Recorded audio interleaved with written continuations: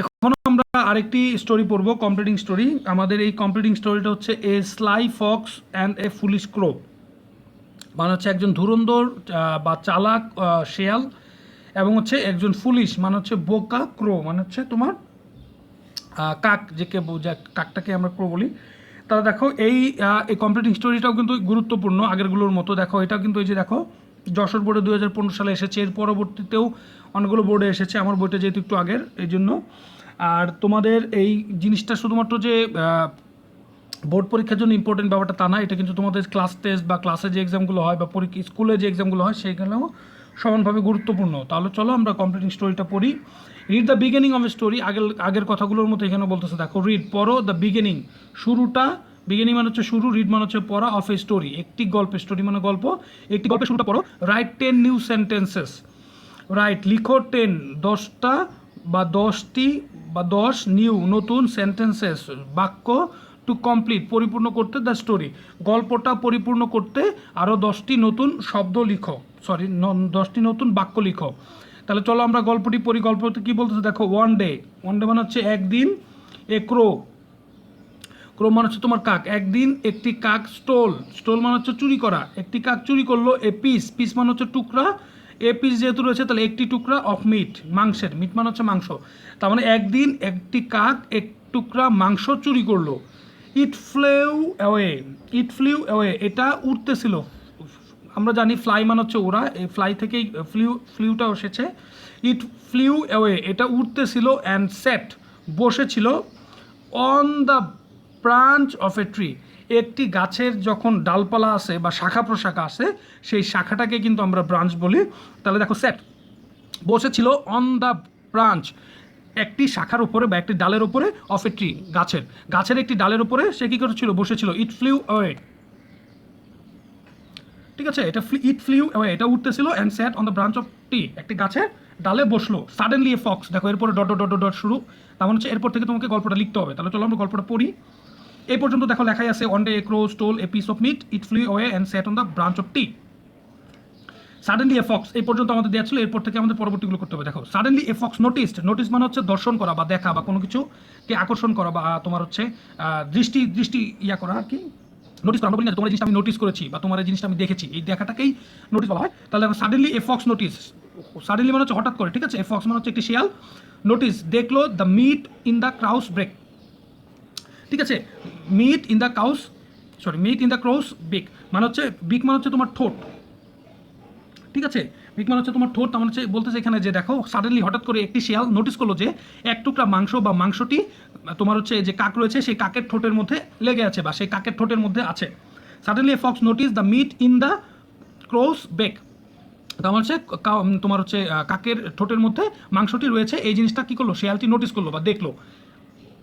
The sight of the piece of meat made his mouth full of water, the sight মানে হচ্ছে তোমার দৃষ্টি বা দেখা, the sight of the piece of মিটের যে বা মাংসের যে টুকরাটা, ঠিক আছে, বা মাংসের টুকরাটা দেখে, মেড হিজ মাউথ তার মুখটা তৈরি হলো, ফুল অফ ওয়াটার মানে হচ্ছে আমরা বলি না যে আমরা মজা করে অনেকে বলি না যে কারো কোনো জিনিস দেখে আমাদের যখন লোভ লাগে তখন কিন্তু আমাদের মুখটা পানিতে ভরে যায় বা লোলে ভরে যায়, এই জিনিসটা কিন্তু এখানেই বলতেছে যে এই জিনিসটা দেখে বা মাংসের টুকরাটা দেখে সেই ফক্সটার বা সেই শিয়ালটা কী হলো, তার মুখটা পুরা লোলে ভরে গেল বা তার মুখে বা জিভে জল চলে আসলো, যেটাকে বলি আমরা যে জিভে জল আসা, সেইটাই বলতেছে যে জিভে জল এসে গেল বা জিভে জল বা মুখে জিভের জলে ভরে গেল, ব্যাপারটা এরকম আর কি। তাহলে দেখা বলতেছে the sight of the piece of meat বা মাংসের টুকরোটা দেখে, মেড হিজ মাউথ তার মুখটা পরিপূর্ণ হয়ে গেল, ফুল অফ ওয়াটার মানে হচ্ছে তোমার হচ্ছে পানিতে পরিপূর্ণ হয়ে গেল বা জিভে জল চলে আসলো। হি থট সে চিন্তা করলো, থট মানে হচ্ছে চিন্তা করা, হি থট সে চিন্তা করলো, ফর সামটাইমস কিছুক্ষণের জন্য, ফর মানে হচ্ছে জন্য, সামটাইমস মানে হচ্ছে কিছুক্ষণ বা কিছু সময়। তাহলে দেখো হি থট ফর সামটাইমস সে কিছু সময়ের জন্য চিন্তা করলো। হি হিট আপন মানে হচ্ছে তোমার আবিষ্কার করা, হি হিট আপন এ প্ল্যান একটি সে প্ল্যান মানে হচ্ছে পরিকল্পনা, তার মানে হি হিট আপন এ প্ল্যান সে একটি পরিকল্পনা তৈরি করলো বা পরিকল্পনা আবিষ্কার করলো, টু হ্যাবিট এটা খেতে বাট এটা পেতে, ঠিক আছে, টু হ্যাবিট এটা পেতে, এটা বলতে কোনটার কথা বলানো হচ্ছে এখানে, এটা বলতে এই সেই মিটের যে টুকরোটা বা মাংসের টুকরোটা সেটার কথা বলা হচ্ছে। দেখো হি হিট আপন এ প্ল্যান টু হ্যাবিট সে এটা পাওয়ার জন্য বা এটা নিতে সে একটি পরিকল্পনা আবিষ্কার করলো বা তৈরি করলো। He said to the crow, said মানে হচ্ছে বলা, টু দ্য ক্রো মানে হচ্ছে কাক, তার মানে কি দেখো he said to the crow সে কাককে বললো, ও বিউটিফুল ক্রো, ও সুন্দর কাক, ঠিক আছে, বিউটিফুল মানে হচ্ছে সুন্দর, ক্রো মানে হচ্ছে কাক, তাহলে দেখো ও বিউটিফুল কাক, ও সুন্দর কাক, you your complexion is so fair, fair মানে হচ্ছে সুন্দর, কমপ্লেক্সিয়ন মানে হচ্ছে তোমার তোমার হচ্ছে তোমার যে ইয়াটা আছে, তার যে রূপটা আছে, বা আমরা বলি না যে রূপ বা সৌন্দর্য, সেটার কথা এখানে বলতেছে। দেখো কমপ্লেক্সিয়ন মানে হচ্ছে রূপ,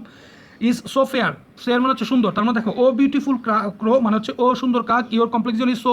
ফেয়ার, তোমার চেহারা বা তোমার রূপটা হচ্ছে খুবই সুন্দর। আই থিঙ্ক আমি মনে করি, ইউ ক্যান সিং নাইসলি, তুমি খুব সুন্দরভাবে গান করতে পারো। আই থিঙ্ক মানে হচ্ছে মনে করা, ইউ ক্যান মানে হচ্ছে পারা, ইউ মানে হচ্ছে তো তুমি, তার মানে হচ্ছে দেখো আই থিঙ্ক আমি মনে করি, ইউ ক্যান তুমি পারো, সিং গাইতে, নাইসলি মানে হচ্ছে সুন্দরভাবে, আমি মনে করি তুমি সুন্দরভাবে গাইতেও পারো। দেখো প্রথমে কি করতেছে, তার রূপের প্রশংসা করতেছে, O beautiful crow your complexion is so fair, তোমার চেহারা বা তোমার রূপটা খুবই সুন্দর, এবং আমি মনে করি তোমার গলাটাও খুব সুন্দর, বা তুমি যে গান গাও সেই গান গাওয়াটাও খুব সুন্দর। এরপর দেখো বলতেছে, উড ইউ প্লিজ দয়া করে Singh a song for me, আমার জন্য একটি গান গাও, সিং মানে হচ্ছে গাওয়া, সং মানে হচ্ছে গান, ফর মানে হচ্ছে জন্য, মি মানে হচ্ছে আমার, তার হচ্ছে উড ইউ প্লিজ দয়া করে, ঠিক আছে, এই উড ইউ প্লিজটাকে টোটালটাকে একটা ওয়ার্ড হিসেবে ইউজ করতে পারো, দয়া করে বা অনুগ্রহ করে, সিং এ সং একটা গান গাও, ফর মি আমার জন্য। অ্যাট ফার্স্ট মানে হচ্ছে প্রথমে, the crow did not want to sing, প্রথমে কি করতেছিল, সেই ক্রোটা কি করতেছিল, গান গাইতে চাইতেছিল না, এটা এখানে বলতেছে। দেখো অ্যাট ফার্স্ট প্রথমে, দ্য ক্রো কাকটি, ডিড নট ওয়ান্ট চাইতেছিল না, ওয়ান্ট মানে হচ্ছে চাওয়া, ডিড নট ওয়ান্ট মানে হচ্ছে চাইতেছিল না, টু সিং গাইতে, সিং মানে হচ্ছে গাওয়া, তাহলে হচ্ছে the at first the crow did not want to sing, প্রথমে কাকটি গাইতেছিল না বা গাইতে চাচ্ছিল না, বা but as the fox carried on praising her she felt proud for her tongue, ঠিক আছে, বাট মানে হচ্ছে কিন্তু, ঠিক আছে, বাট কিন্তু অ্যাজ যেহেতু, অ্যাজ মানে হচ্ছে যেহেতু, দ্য ফক্স শিয়ালটি ক্যারিড অন চালিয়ে যাইতেছিল, ঠিক আছে, চালিয়ে যাইতেছিল প্রেইজিং, ঠিক আছে, তোমার গুণগান প্রেইজিং মানে হচ্ছে তোমার গুণগান, তার মানে কি দেখো, but as the fox carried on প্রেইজিং মানে যখন শিয়ালটি গুণগান গাওয়া শুরু করতেছিল বা গুণগান গাইতেছিল কন্টিনিউয়াসলি, ক্যারিড অন মানে হচ্ছে চালিয়ে যাওয়া বা গুণগান গাওয়া চালিয়ে যাইতেছিল, শি ফেল্ট প্রাউড, সে ফেল্ট মানে হচ্ছে অনুভব করা, ঠিক আছে, শি বলতে এখানে কাকটার কথা বলা হচ্ছে, তাহলে দেখো শি ফেল্ট প্রাউড মানে হচ্ছে তোমার কি বলে এটাকে, গর্ববোধ করা, ঠিক আছে, শি ফেল প্রাউড সে গর্ববোধ অনুভব করলো, বা ঠিক আছে, বা নিজেকে বা নিজের এই জিনিসগুলোর জন্য গর্ব অনুভব করলো, ঠিক আছে, ফর হার টাং তার যে জিব্বা রয়েছে, যেহেতু আমরা গান গায়ে জিব্বা দিয়ে, ঠিক আছে, এখানে টাং এই জন্য ব্যবহার করা হয়েছে যে অফ হার টাং, তার জিব্বার জন্য সে কী করতেছিল, সে গর্ববোধ করতেছিল, ঠিক আছে, আর এই চালাক শিয়ালটা কী করতেছিল, তাকে কন্টিনিউয়াসলি বা তাকে সবসময় তোমার হচ্ছে গুণগান গাওয়া বা কাকের গুণগান গাওয়া চালিয়ে যেতেছিল, এবং এটার জন্য কাক একসময় কী হলো, নিজেকে অনেক গর্বিত মনে করলো তার এই গলার জন্য বা তার এই গানের জন্য, তখন সে কী বললো, দেখো ফাইনালি এবং সর্বশেষে, ফাইনালি মানে হচ্ছে একদম সর্বশেষে বা রেজাল্টে, finally she started to sing a song, finally সে কী করলো, একটা গান গাওয়া শুরু করলো, শি স্টার্ট মানে হচ্ছে শুরু করা, টু সিং মানে হচ্ছে গাওয়া, সং মানে হচ্ছে গান, তার মানে ফাইনালি এবং সর্বশেষে সে একটি গান গাওয়া শুরু করলো, বাট নট সুনার, এই দেখো এখানে একটা ওয়ার্ড আছে নট সুনার, আর এখানে পর হচ্ছে দেন, এই টোটালটাকে আমরা একটা ইডিয়ম হিসেবে ব্যবহার করি, আমরা তোমাদের সহজ বোঝার জন্য বলে দিই যে এই যখন এই জিনিসটা দেখবে তখন মনে রাখবে যে একটা কাজ হওয়ার সাথে সাথেই আরেকটা কাজ হওয়া, এই জিনিসগুলো যখন হয় তখনই কি হয়, এই শব্দগুলো ইউজ হয়, ঠিক আছে, নট সোনার তারপর হচ্ছে দেন, তাহলে দেখো but not sooner had she open her mouth, say open মানে হচ্ছে খোলা, সে খুললো, হার তার, মাউথ মানে হচ্ছে মুখ, যখনই সে তার মুখটা খুললো, then the piece of meat fell off from her mouth, তার মুখ থেকে সেই মাংসের টুকরোটা পড়ে গেল, the piece of meat, piece মানে হচ্ছে টুকরা, দ্য মিট মানে হচ্ছে মাংসের টুকরাটা, ফেল অফ নিচে পড়ে গেল, ফ্রম থেকে, হার মাউথ তার মুখ, মাউথ মানে হচ্ছে মুখ, তার মুখ থেকে কি হলো, সেই মাংসের টুকরোটা নিচে পড়ে গেল। তাহলে দেখো কি হচ্ছে, এই শব্দটা কেন ইউজ হয়েছিল, নো সুনার দেন, কারণ হচ্ছে দেখো যখনই সে তার মুখটা খুললো গান গাওয়ার জন্য, তখন কি করলো, মাংসের টুকরোটা নিচে পড়ে গেলো। তাহলে আমি কি বলেছিলাম প্রথমে, যে একটা কাজ হওয়ার সাথে সাথে যখনই আরেকটা কাজ হয়ে যায় তখন আমরা এই শব্দগুলো ব্যবহার করি, নো সুনার দেন।